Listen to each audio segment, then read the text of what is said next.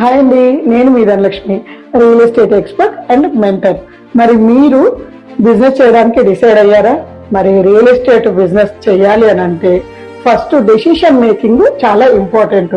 చాలా members decision తీసుకోకుండానే వాళ్ళు business చేస్తున్నాము అని భ్రమలో వర్క్ చేస్తూ ఉంటారు.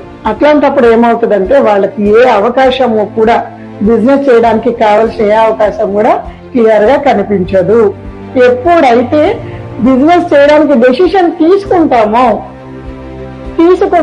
అప్పుడు మాత్రమే మనకు బిజినెస్ చేయడానికి ఎన్ని అవకాశాలు ఉన్నాయో ప్రపంచంలో అన్ని అవకాశాలు మనకు క్లియర్ గా కనిపిస్తాయి.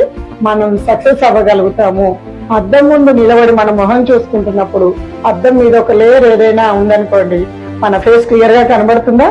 కనిపించదు కదా. మరి అద్దం నీట్ గా తుడిచినప్పుడు క్లియర్ గా కనిపిస్తుంది. సేమ్ డెసిషన్ కూడా అంతే.